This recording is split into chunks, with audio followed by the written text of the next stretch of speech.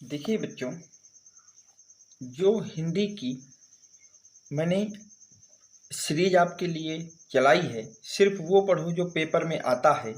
इसके तहत अब तक हम लोगों ने अपने बोर्ड के एग्जाम में आने वाले क्वेश्चनों को 100 में से 77 मार्क्स का पेपर डिस्कशन कर चुके हैं कि 77 मार्क्स का पेपर में क्या क्या आएगा और हमें क्या क्या पढ़ के जाना है। अगर आप उन चीज़ों को अच्छी तरह से तैयार कर लेते हैं, कवर अप कर लेते हैं, तो आपको 77 मार्क्स लाने से कोई नहीं रोक सकता। अगर अब तक आपने इस सीरीज के पिछले लेक्चरों को नहीं देखा है, तो मैं इसी वीडियो के डिस्क्रिप्शन में उन वीडियो की लिंक आपके लिए डाल दूंगा। आप वहां से जाके उनको विजिट करके देख सकते हैं। ठीक है। अगर जैसा कि इसमें मैंने आपको पहले ही बता दिया, अगर इतना पढ़ लिया तो 100 में से 95 नंबर आपके पक्के हो जाएंगे। मतलब 100 में से 95 मार्क्स आपके कंप्लीट हो जाएंगे, श्योर हो जाएंगे। तो जो 100 में से 95 मार्क्स की सीरीज मैंने आपके लिए चला रखी है, उसमें से मैंने 77 तक की बात कर ली है। आज हम लोग 77 के आगे कुछ और चीज़ों को देखेंगे और देखेंगे कि उसको कहाँ तक प्रोसीड कर रहा हूँ मैं आज की क्लास में। और ये मानिए 1 या 2 लेक्चर में आपका मैं पूरा 100 मार्क्स का पेपर आपको प्रोवाइड हो जाएगा, क्योंकि 77 मार्क्स का मैं आपको प्रोवाइड करा चुका हूँ। जो बचा है उसको आगे करा दूंगा। आज तक के लेक्चरों में अगर आपको किसी लेक्चर में कोई दिक्कत आ रहा है, कोई डाउट आ रहा है, तो आप कमेंट बॉक्स में लिख करके मुझसे पूछ सकते हैं। ठीक है, चलते हैं आज हमको क्या क्या पढ़ना है उसके विषय में डिस्कस करते हैं।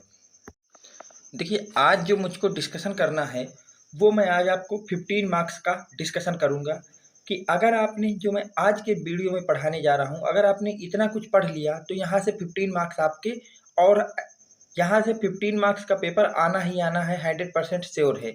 तो देखिए, टोटल आपको मैंने 77 मार्क्स की जानकारी पहले दे चुका हूँ, और अगर आपने आज का 15 मार्क्स का तैयार कर लिया तो कितने हो जाएंगे भैया? 92 मार्क्स का आपका पेपर मेरे तरफ से प्रोवाइड हो जाएगा। 8 मार्क्स का जो बचेगा उसको भी मैं अभी अगले लेक्चर में आपको कंप्लीट करा दूंगा, तो आपके यहाँ से 100 मार्क्स की फुल आपका प्रिपरेशन हो जाएगा।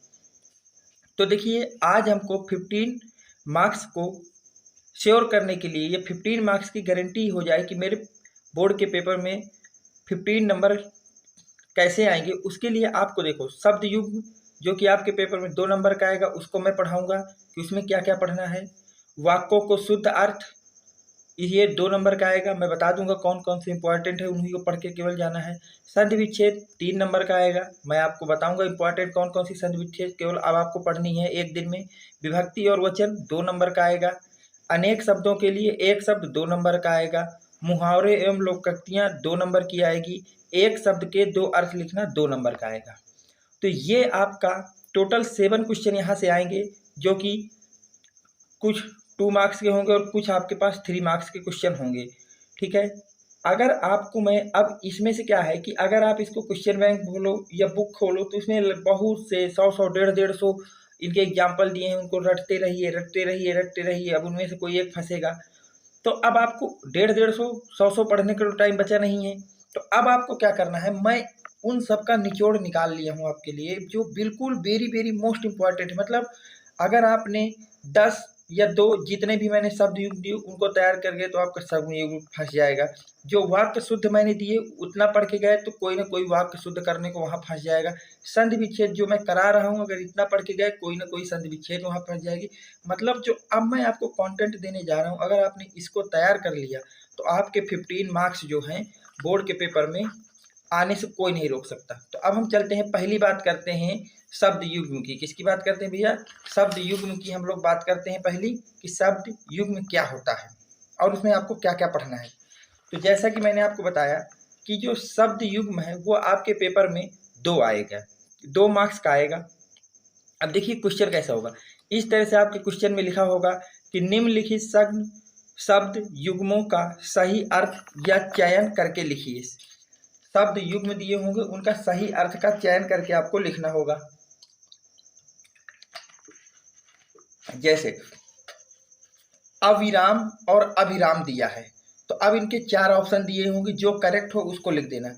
अविराम, देखिए अविराम, आ का मतलब बिना, विराम मतलब रुके हुए, ऐसी चीज जो लगातार चलती रहे, जिसको रोका ना जा सके, तो यहाँ लगातार है, पर यहाँ ये नहीं बोला है कि चलती हुई होना चाहिए, तो ए ऑप्शन तो होगा नहीं।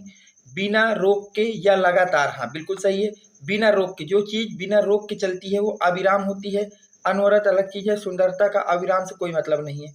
अगली चीज़ आया है अभिराम। अभिराम का मतलब होता है सुंदर, आनंदकर नहीं होगा, आकर्षक, आकर्षक नहीं होगा, सुंदर। तो यहाँ से आपने देखा कि जो आपको जानकारी दी गई है उसके अनुसार यहाँ से अविराम का मतलब होता है बिना रोक के या लगातार, और अविराम का मतलब होता है सुंदर। तो इस क्वेश्चन का बी ऑप्शन आपका करेक्ट हो जाएगा। तो ये आपका वेरी मोस्ट इम्पॉर्टेंट है शब्द युग्म के लिए, इसको आप तैयार करके जाएंगे कि अविराम का मतलब होता है बिना रोक के, अभिराम का मतलब होता है सुंदर। अगली चीज, अगला इंपॉर्टेंट क्वेश्चन है बात और वात। बात और वात, अगला इंपॉर्टेंट क्वेश्चन क्या है भैया, बात और वात। बात का मतलब होता है वार्ता करना, और वात, वात का मतलब होता है हवा। तो यहाँ देख लीजिए, बात का वार्ता के लिए एक ही ऑप्शन में दिया है ए, और वात का मतलब हवा। तो यहाँ का जो सेकंड क्वेश्चन है इसका आपका ए ऑप्शन करेक्ट हो जाएगा। अब देखिए थर्ड क्वेश्चन की अगर हम लोग बात करते हैं, थर्ड में बोला गया है नियत और नियति। नियत और नियति, तो नियत का मतलब होता है निश्चित। नियत का क्या मतलब होता है भैया आपका निश्चित, तो निश्चित आपका ए ऑप्शन में दिया है, और नियत का मतलब होता है भाग्य। तो ए ऑप्शन आपका यहाँ से करेक्ट हो जाएगा। तो आपको इनके केवल शब्द पता होना चाहिए कि अविराम का मतलब होता है बिना रोके हुए, अभिराम का मतलब होता है सुंदर, बात का मतलब होता है वार्ता, वात का मतलब होता है हवा, नियत का मतलब होता है निश्चित, और नियति का मतलब होता है भाग्य। ठीक है, तो ये आपको जो मैंने शब्द युग्म बताए इनको अच्छी तरह से पढ़ लेना है। चलिए कुछ और शब्द युग्म को देखते हैं जो इम्पोर्टेंट होंगे आपके पेपर के लिए। देखिए अगला जो क्वेश्चन है वो क्या कह रहा है शब्द युग्म का, कि निंद्रा और तंद्रा। निंद्रा का मतलब होता है आपका सो जाना। निंद्रा का क्या मतलब होता है, सो जाना। तो यहाँ पे नींद और सो जाना इनमें से कोई एक होगा, ठीक है। और तंद्रा, तंद्रा का मतलब होता है उठना। क्या करना भैया, उठना। तो यहाँ से देखिए निंद्रा का मतलब सो जाना और तंद्रा का मतलब होता है उठना, तो आपका ए ऑप्शन इसका करेक्ट हो जाएगा। ठीक है, इसको आप सही से लर्न कर लेना। अगला इंपॉर्टेंट क्वेश्चन है अनल और अनिल। देखिए अनल का मतलब होता है आपका अग्नि से। अनल का किसका मतलब होता है, अग्नि से, और अनिल का मतलब होता है वायु से। तो यहाँ पे कौन सा ऑप्शन सही है देख लीजिए, अग्नि और वायु, बी ऑप्शन इस क्वेश्चन का सही हो जाएगा।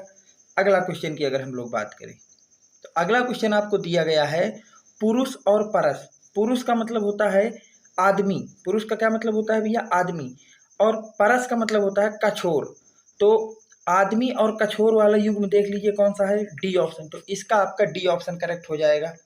ठीक है, चलिए चलते हैं कुछ और इंपॉर्टेंट क्वेश्चन को देखते हैं। अगर आपने इन सब क्वेश्चनों को तैयार कर लिया तो समझ लीजिए जो मैं आपको शब्द युग्म बता रहा हूँ, अगर आपने इतने शब्द युग्म तैयार कर लिए जितने मैं दे रहा हूँ, तो आपको वहाँ 2 मार्क्स बिल्कुल श्योर है कि आपका फिक्स हो जाएगा इतने से। देखिए अगला दिया है मेघ और मेध।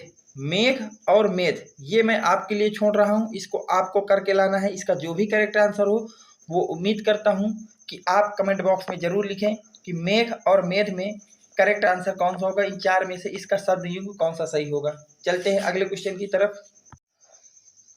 अगला क्वेश्चन कह रहा है अभिराम और अविराम। मैंने अभी पिछले क्वेश्चन बताया, अभिराम का मतलब होता है सुंदर। अभिराम का क्या मतलब होता है, सुंदर। और अविराम का मतलब होता है जो लगातार चलता रहे, बिना रुके जो चलता रहे। तो इसका देखिए कौन सा ऑप्शन है, सी ऑप्शन।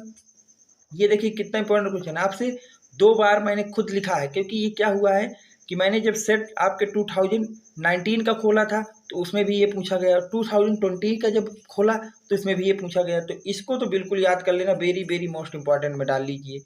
अगला चलते हैं भैया अंशु और अंश। अंशु का मतलब होता है किरण और अंश का मतलब होता है भाग। तो इसका देखिए कौन सही होगा, अंशु का मतलब किरण, देख लीजिए किरण इसमें से किस ऑप्शन पे है, डी ऑप्शन पे है।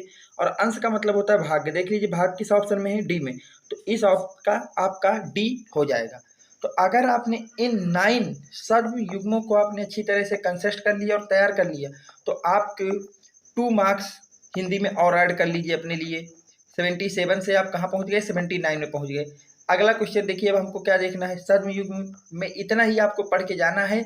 ये मेरे तरफ से वेरी मोस्ट इंपॉर्टेंट सर्व युग्म थे। अगर आप ये करके जाते हैं तो पूरी पॉसिबिलिटी कि 99.99% आपका यहीं से पेपर फंस जाएगा। ठीक है, चलते हैं अगले क्वेश्चन की तरफ। देखिए, जैसा कि मैंने आपको पहले ही बता दिया कि शब्द युग्म आपके पेपर में 2 मार्क्स का पूछा जाएगा। ठीक है, इसके बाद अगला जो उसी में आपसे बोर्ड में पूछा जाएगा कि कुछ वाक्य दिए होंगे, उस वाक्यों को आपको शुद्ध करके लिखना होगा। कुछ वाक्य लिखे होंगे जो कि क्या होंगे, गलत लिखे होंगे, उनको आपको शुद्ध करके लिखना है। और ये जो आपके मार्क्स ये कितने का भी है, 2 मार्क्स का आएगा। ये कितने का भी है, ये भी आपके 2 मार्क्स के आएंगे। तो देखिए, कुछ इम्पॉर्टेंट मैंने वाक्य लिख के लाए हैं जो कि आपको वहाँ बोर्ड में देखने को मिल सकता है कि इन्हीं में से कोई वाक्य दे दे कि इसको आप शुद्ध करके लिखिए। जैसे पहला, मैंने हस्ताक्षर कर दिया। अब इस वाक्य को आपको शुद्ध करके लिखना है। ठीक है, तो ये पहला वाला मैं बिल्कुल नहीं करा रहा, ये आपके लिए होमवर्क हो गया। इसको आप कमेंट में जरूर लिखेंगे। अगर आपको बोर्ड में 95 से ऊपर हिंदी में मार्क्स चाहिए तो जितना मैं आपको बताता जा रहा हूँ आप उसी तरह फॉलो करते चलिए, आपके 95 मार्क्स बिल्कुल श्योर हो जाएंगे कि बोर्ड में इससे को लाने से कोई नहीं रोक सकता। तो इसका आंसर उम्मीद करता हूं कि आप सब लोग कमेंट बॉक्स में जरूर लिखेंगे, मैंने हस्ताक्षर कर दिया। इसका शुद्ध वाक्य क्या होगा आपको कमेंट बॉक्स में लिख देना। अगला है, विष्णु के अनेकों नाम हैं। विष्णु के अनेकों नाम हैं, इसको शुद्ध लिखिए तो क्या होगा, विष्णु के अनेकों की जगह यहाँ पे अनेक आएगा, अनेकों की जगह क्या आएगा, अनेक। तो इसका अगर मैं शुद्ध वाक्य आपको लिखूं तो वो होगा, विष्णु के अनेक नाम हैं। इसका जो शुद्ध वाक्य होगा ये होगा, अनेकों नहीं अनेक होगा, विष्णु के अनेक नाम है। अगली बात की जाए, माधव ने पुस्तक पढ़ लिया। माधव ने पुस्तक पढ़ लिया, ये भी आपके लिए होमवर्क है। इसको भी आप कमेंट बॉक्स में कमेंट करेंगे, जो भी आंसर आपके हिसाब से इसका करेक्ट होगा आप इसको कमेंट बॉक्स में जरूर लिख के भेजेंगे। ठीक है, अगला क्वेश्चन, मैं पानी पी लिया हूँ। मैं पानी पी लिया हूँ, तो इसको अगर हम शुद्ध करके लिखें तो देखिए, इसका शुद्ध वाक्य होगा, मैं पानी पी चुका हूँ। इसका शुद्ध वाक्य क्या होगा कि मैं पानी जो है वो पी चुका हूँ। इसका शुद्ध वाक्य क्या होगा कि मैं जो है पानी को क्या कर चुका हूँ भैया, पी चुका हूँ। ठीक है, अगले में चले, मेरे को विद्यालय जाना है। मेरे को विद्यालय जाना है, इसको शुद्ध करके लिखना है तो इसका शुद्ध वाक्य होगा, मुझे विद्यालय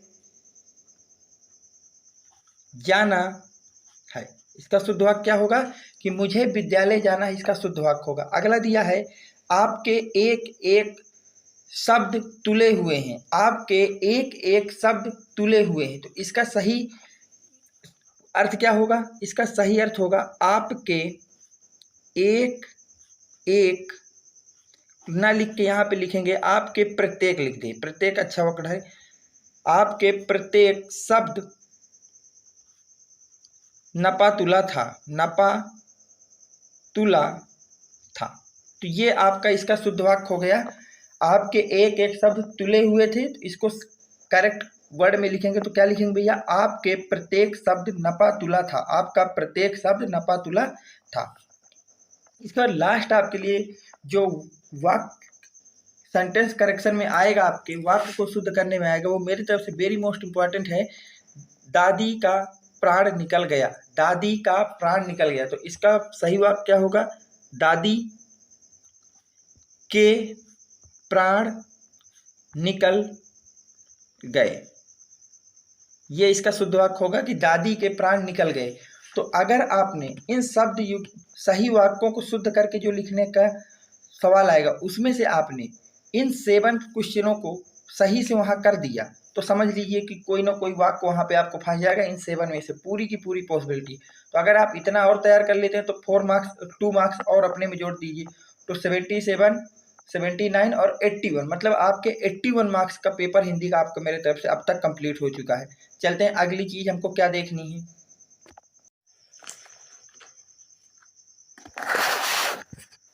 देखिए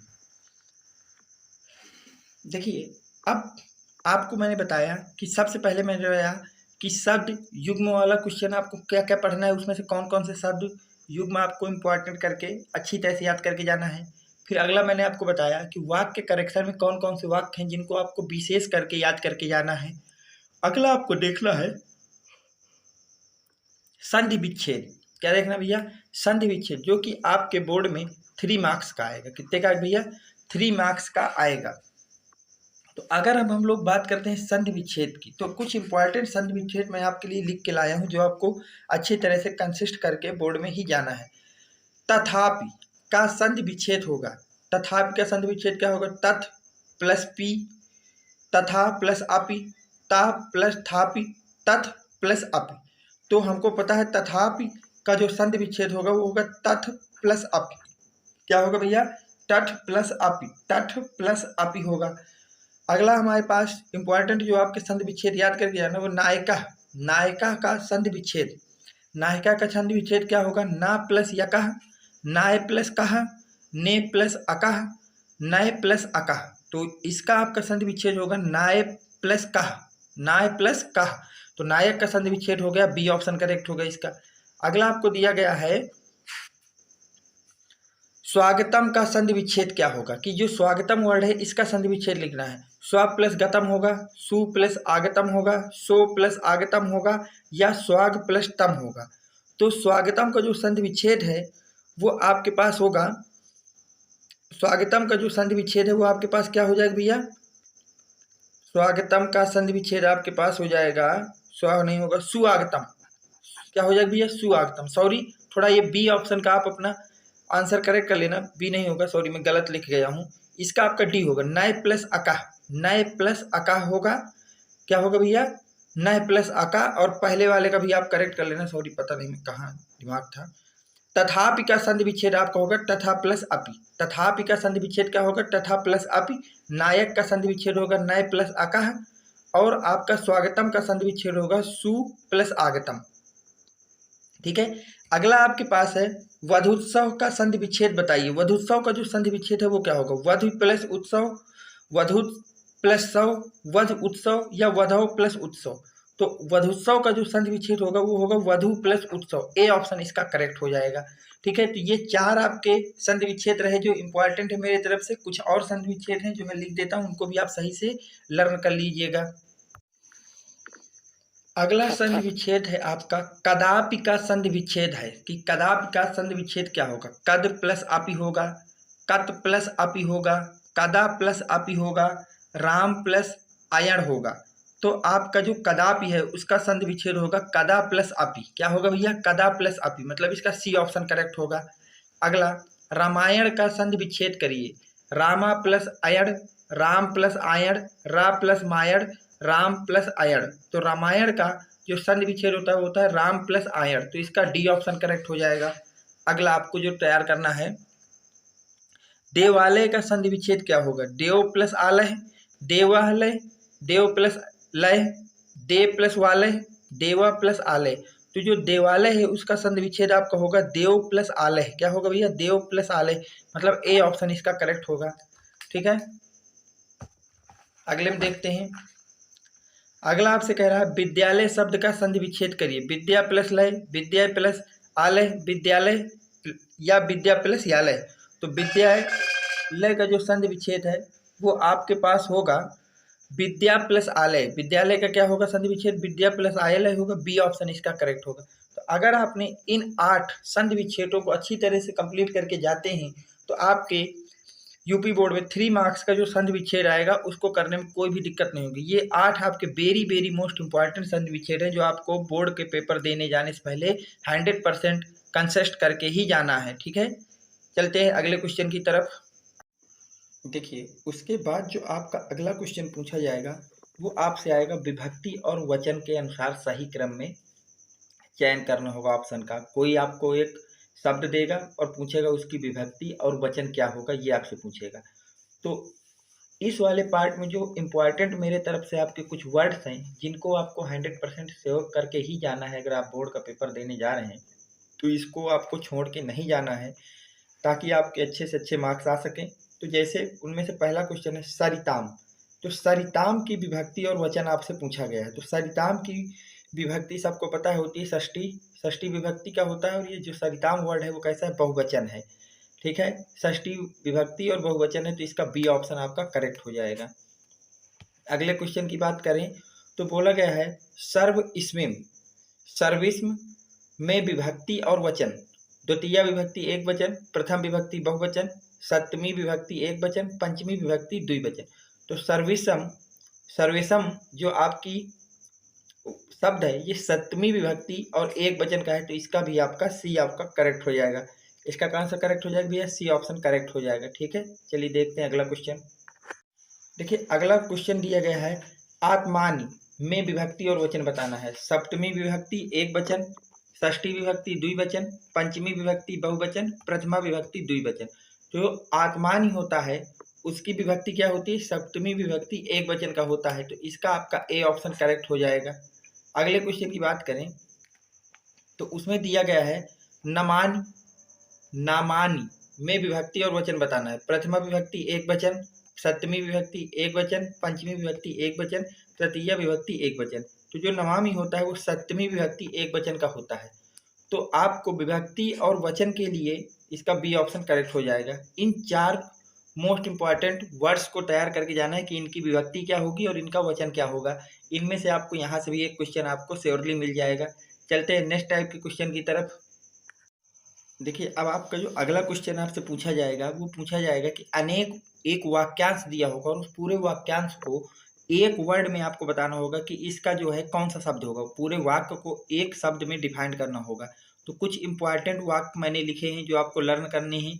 जैसे नाटक का भाग, इसको क्या कहते हैं? इसको अंक कहते हैं। नाटक के भाग को एक वर्ड में क्या बोलोगे? अंक। ना करने योग्य उसको क्या बोलोगे? अकरणी। जो कहा ना जा सके, अकथनीय। जो कभी ना मरता हो, अमर। जो कभी ना मरता हो उसको क्या कहते हैं भैया? अमर कहते हैं। थोड़ा जानने वाला, अल्पज्ञ। जिसकी उपमा ना दी जा सके, अनुपम। जिसकी कल्पना ना की जा सके उसको अकल्पनीय कहते हैं। जहाँ कोई दूसरा ना हो उसको एकांत कहते हैं। जो विधान द्वारा मान्य हो उसको वैधानिक कहते हैं। उसको क्या कहते हो आप लोग? वैधानिक कहते हो। ठीक है, अगली बात करते हैं। जिसका करना इच्छा पर निर्भर हो, जिसका करना इच्छा पर निर्भर हो तो उसको ऐच्छिक कहते हैं। क्या बोलते हैं भैया? ऐच्छिक कहते हैं। किए गए उपकार को मानने वाला, जो आप किसी के ऊपर अगर उपकार करते हैं तो उसको क्या कहते हैं? जो उस उपकार को मानता है उसको कृतज्ञ कहते हैं। क्या बोलते हैं भैया? कृतज्ञ। कृतज्ञ बोलते हैं उसको। क्या बोलते हैं भैया? कृतज्ञ बोलते हैं। जिसको ईश्वर पर विश्वास न हो उसको आप लोग नास्तिक बोलते हो। उसको क्या बोलते हो आप लोग भैया?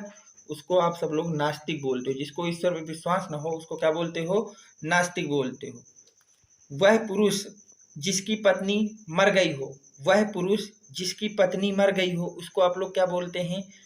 वह पुरुष जिसकी पत्नी मर गई हो, पुरुष है जिसकी पत्नी मर गई हो तो उसको आप लोग विधुर बोलते हो। उसको क्या बोलते हो भैया? विधुर बोलते हो, विधुर। तो ये कुछ इंपॉर्टेंट मेरे तरफ से आपके लिए वाक्यांश वाले थे जिनको आपको वन वर्ड में कन्वर्ट करना था। तो अगर आपने इनको तैयार कर लिया, जितने मैंने आपको इंपॉर्टेंट कराए हैं, इतने शब्दों को आप अच्छी तरह से, इतने वाक्यों को एक शब्द में कन्वर्ट करके क्या बोलते हैं, अगर आपने तैयार कर लिया तो आपको यहाँ से 2 मार्क्स इसके मिल जाएंगे। चलते हैं नेक्स्ट क्वेश्चन की तरफ। देखिए अब हमको देखना है मुहावरे एवं लोकोक्तियाँ। इसमें आपको क्या होगा कि वो मुहावरा देगा आपके पेपर में, आपको मुहावरे को का अर्थ लिखना होगा और उसका एक वाक्य प्रयोग करना होगा। क्या करना होगा भैया? वाक्य प्रयोग करना होगा। तो मैं यहाँ पे वाक्य प्रयोग नहीं किया, वो आप लोग कर लेना। मैं अर्थ बताता जाऊँगा और जो आपके इम्पॉर्टेंट मुहावरा या लोकोक्तियाँ हैं उनको मैंने यहाँ पे लिखा है। इनको आपको अच्छी तरह से तैयार कर लेना है। देखिए, अपना उल्लू सीधा करना मतलब स्वार्थ सिद्ध करना। अपना उल्लू सीधा करने का मतलब होता है स्वार्थ सिद्ध करना। अब अगर आपको इसका वाक्य लिखना है या उदाहरण लिखना है, मतलब क्या है? रमेश अपना उल्लू सीधा करने के बाद अपने दोस्तों से मतलब नहीं रखता है। मतलब रमेश अपने दोस्तों से अपना स्वार्थ का काम करने के बाद उससे कोई मतलब नहीं रखता है। दूसरा है अंगारे बरसाना। अंगारे बरसाना का मतलब है अत्यधिक गर्मी पड़ना। हमारे यहाँ अप्रैल में ही अंगारे बरसने लगे हैं, मतलब अप्रैल में ही बहुत ज़्यादा गर्मी पड़ने लगी है। ये इसका वाक्य हो गया। अगला है आगे नाथ न पीछे पगहा। इसका अर्थ होता है बंधनहीन। ठीक है, रमेश के तो हाल ऐसे हैं कि आगे नाथ न पीछे पगहा, मतलब राकेश को कोई भी रोक टोक करने वाला नहीं, वो कुछ भी करे या कैसे भी करे, उससे कोई मतलब नहीं है। आ बैल मुझे मार, आ बैल मुझे मार, इसका मतलब होता है बिना किसी कारण के ही मुसीबत मोल लेना। आ बैल मुझे मार, इसका मतलब होता है बिना किसी कारण के मुसीबत को मोल ले लेना। ठीक, इसका वाक्य आप लिख लेना, मैं वाक्य नहीं बता रहा हूँ, केवल अर्थ और ये बता दे रहा हूँ, नहीं बहुत ज़्यादा वीडियो आपके खिंच जाएगा। ठीक, पानी पानी होना का मतलब होता है शर्मिंदा हो जाना। हाथ कंगन को आरसी क्या, प्रत्यक्ष को प्रमाण की आवश्यकता नहीं होती है। ठीक है, ये इसका अर्थ होता है। आंखों का तारा होना, बहुत प्यारा होना। अंधे की लाठी होना, एक मास सहारा होना।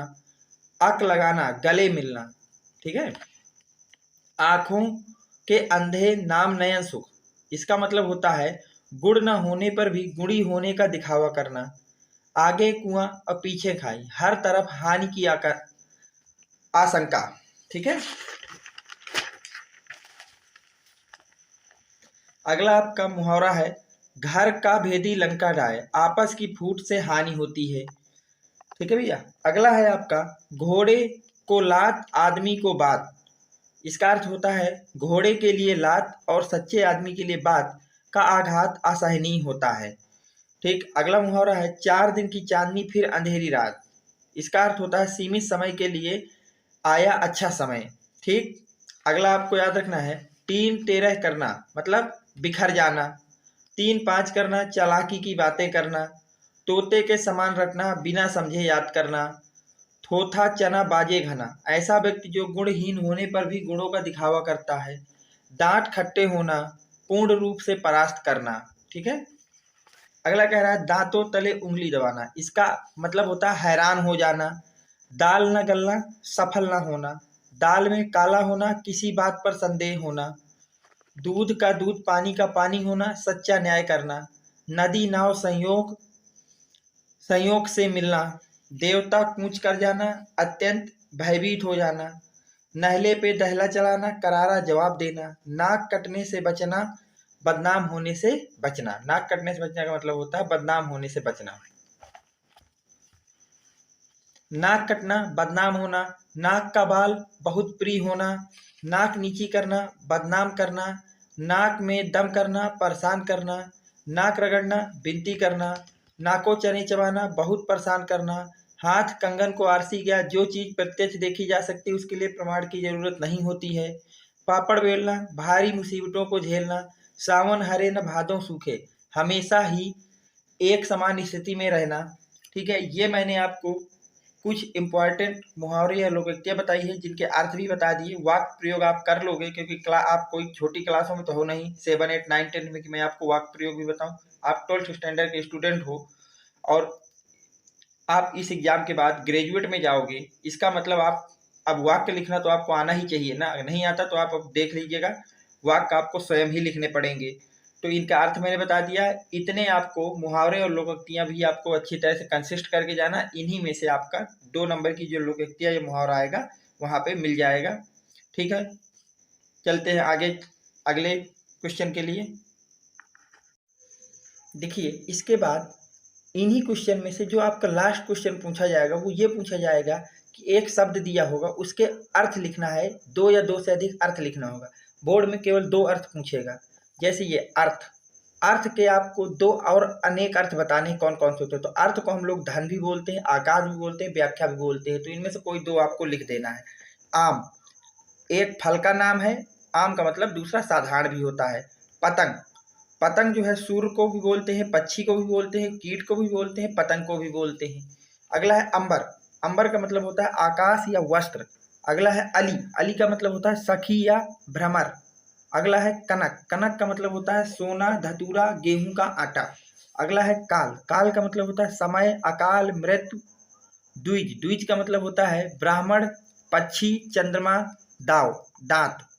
मित्र का मतलब होता है सूर्य, सखा या दोस्त। कर का मतलब होता है हाथी की सूंड, हाथी की सूंड या किरण या हाथ या फिर टैक्स। और कपि का मतलब होता है हाथी, बंदर या फिर लगून। इनमें से 2 लिखना। कमल और जल से कोई मतलब नहीं, ये मैंने ऐसे ही लिख दिया है। तो अगर आपने इतने शब्दों को याद कर लिया जिनके अनेक अर्थ लिखना है, अर्थ का, आम का, पतंग का, अंबर का, अली का, कनक का, काल का, द्विज का, मित्र का, कर का, आपी का, तो आपको यहाँ से 2 मार्क्स इस वाले पार्ट से आपको मिल जाएंगे। आपके बोर्ड में ये 2 मार्क्स का पूछा जाएगा। तो इस तरह से अगर मैं टोटल आपसे बात करता हूँ, तो अब तक मैंने आपको कितने मार्क्स का बताया, देखिए 77 मार्क्स की बात हम लोग पिछले लेक्चरों में कर चुके हैं। अगर आपने देखा है तो ठीक है, अगर उन लेक्चरों को नहीं देखा है तो इसी वीडियो के डिस्क्रिप्शन बॉक्स में मैं हर एक वीडियो की लिंक डाल दूंगा, आप जाके वहाँ से विजिट करके 77 मार्क्स की बात हम पहले कर चुके हैं। अब इस वीडियो लेक्चर में हमने क्या क्या पढ़ा, देखिए 2 मार्क्स का आपको मैंने बताया कि आपको वो लिखना है, क्या बोलते हैं, 2 मार्क्स का आपका क्या आएगा, भूला जाए, वाक्य युग्म वाला आएगा। इसके बाद मैंने बताया कि 2 मार्क्स का आपसे पूछा जाएगा, वाक्य दिया होगा उसको 1 वर्ड में कन्वर्ट करना होगा। इसके बाद 3 मार्क्स का आपसे पूछेगा वो संधि पूछेगा। इसके बाद 2 मार्क्स की आपकी पर्यायवाची आएंगी, पर्यायवाची कह रहा हूँ, लोकोक्तियाँ या मुहावरे आएंगे। और 2 मार्क्स के आपसे पूछा जाएगा अर्थ वाले, एक वर्ड दिया होगा उसके 2 या 2 से अधिक अर्थ लिखने होंगे। तो 3, 4, 7, 9, 10, 11, 12। अभी कुछ और एक चीज़ कुछ छूटी जा रही है, रुकना, नेक्स्ट कुछ तो छूट रहा है। हाँ देखिए, युग्म वाला हमने जोड़ लिया, वाक्यों को शुद्ध करके, हाँ वाक्यों को शुद्ध करके आपसे पूछा जाएगा, ये आपका 2 मार्क्स का आएगा। ठीक है, ये आपका कितने का, 2 मार्क्स का आएगा। और क्या छूटा, विभक्ति वाला, हाँ, और विभक्ति का 2 मार्क्स का आएगा, 2 मार्क्स का विभक्ति का आएगा। तो ये टोटल इस तरह से मैंने अब आपको 15 मार्क्स का कराया। यहाँ से 77 का आपको मैंने पहले बता चुका हूँ। तो अगर आपने यहाँ से 77 + 15 किया तो आपके यहाँ से कितने हो जाएंगे भैया, 92 मार्क्स हो जाएंगे। कितना हो जाएगा भैया, 92 मार्क्स हो जाएंगे बोर्ड के लिए। अब 92 मार्क्स हो गए। 8 मार्क्स का आपकी एक कहानी होगी जो आपके जिले के अनुसार होगी, आपके जिले में कौन सा खंड काव्य चलता है उससे रिलेटेड आप एक कहानी तैयार करेंगे, वो आपकी 8 नंबर की पूछी जाएगी। तो अगर 92 का पेपर मैंने दिया, अपने जिले के अनुसार आप खंड काव्य को तैयार कर लेना 8 नंबर का। तो यहाँ से आपके कितने नंबर हो गए भैया, 100 नंबर की मैंने पूरी तैयारी करा दी है।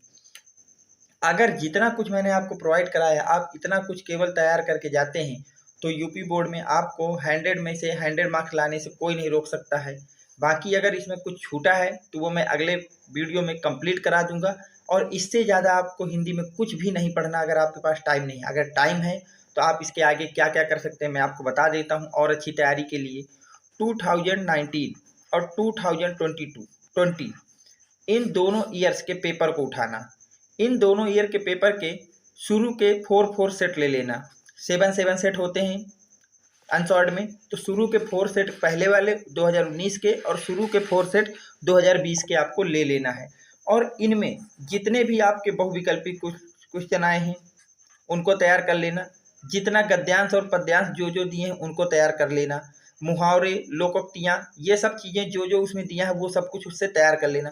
तो उससे भी आपको काफ़ी मदद मिलेगी कि जो आप तैयार करके जा रहे हैं क्या वो आपका कहीं ना कहीं फंस रहा है कि नहीं। तो 100 मार्क्स का जो मैंने कंप्लीट कराया इसको, और अगर इसके बाद टाइम बच रहा है और अपनी तैयारी को और अच्छा करना चाहते हैं, चेक करना चाहते हैं पेपर से पहले कि मुझे कुछ आ रहा है या नहीं आ रहा है, तो 2019 और 20 ये दोनों ही सालों के जो अनसॉर्ट में पेपर दिए गए हैं उनके 4 सेट लगाना है। कम से कम आप ना लगाना तो इनके कुछ करना है ना करना, बहुविकल्पी पहला क्वेश्चन दूसरा क्वेश्चन अटेम्प्ट कर लेना, गद्यांश पद्यांश वाला अटेम्प्ट कर लेना, फिर जीवन परिचय होगा उसको छोड़ देना, वो तो आपको वहाँ मिल जाएगा, उसको डायरेक्ट लिख देना, उसकी कोई प्रैक्टिस नहीं करना। इसके बाद आपको निबंध की कोई प्रैक्टिस नहीं करना है, पत्र लेखन की कोई प्रैक्टिस नहीं करना, उसको एक बार सीख लेना है। और फिर आपको सीधे चले जाना है संस्कृत के भाग में। संस्कृत के जो गद्यांश पद्यांश दिए हैं उनको प्रैक्टिस कर लेना है कि जो आंसर में पूछा गया क्या आप उसको सॉल्व कर पा रहे हैं या नहीं कर पा रहे हैं। और इसके बाद पर जो भी आपके पूछे गए हैं वाक्यांश पूछे गए, विभक्ति पूछा गया है, शुद्ध वाक्य पूछा गया है, एक वर्ड पूछा गया है, वो सब वहाँ से तैयार कर लेना। तो इन 8 सेटों को और एक बार बड़ा बड़ा देख लेना। अगर इतना आपने कर लिया, इसके अलावा आपको ना तो किसी अनदर व्यक्ति के वीडियो देखने की जरूरत है, ना अपने लिए कुछ और करने की जरूरत है। 100 मार्क्स का मैंने जो प्रोवाइड करा है उसको पढ़िए, टाइम बच रहा है और अच्छी तैयारी करना है तो 2019 और 2020 के शुरू के 4 सेट आप सॉल्व करिए। अगर इतना कुछ करने के बाद आपको कहीं पे कोई दिक्कत आ रही है तो आप कमेंट बॉक्स में लिखेंगे और मुझसे पूछ लेंगे कि सर ये कैसे होगा, ये कैसे होगा। या फिर आपकी जो भी प्रॉब्लम हो वो मेरे व्हाट्सएप नंबर 7880960882 पे व्हाट्सएप कर देंगे, तो मैं आपको उसकी जो भी आपकी इंक्वायरी होगी उसको मैं देख के आपको आंसर प्रोवाइड करा दूंगा। ठीक है। अब इसके अलावा जो भी है कॉपी में कैसे क्या होगा, जो बचा है लिखना उखना, ये मैं आपको नेक्स्ट वीडियो में कंप्लीट करा दूंगा। और क्लास 12th के हिंदी में मेरे तरफ से कोर्स पूरी तरह से कंप्लीट हो चुका है। अब आपको केवल और केवल इसी चीज़ को बार बार देखना है और बार बार पढ़ना है। उम्मीद करता हूँ कि इस सीरीज से आपको पेपर के लिए बहुत ज़्यादा हेल्प मिलेगी। और पेपर देने के बाद जैसा भी आपको रिस्पांस मिले कमेंट बॉक्स में ज़रूर लिखना। हमसे जुड़ने के लिए आपको धन्यवाद। वीडियो को लाइक करें, चैनल को सब्सक्राइब करें, ज़्यादा से ज़्यादा लोगों तक शेयर करें। Thanks for watching. Next video coming soon.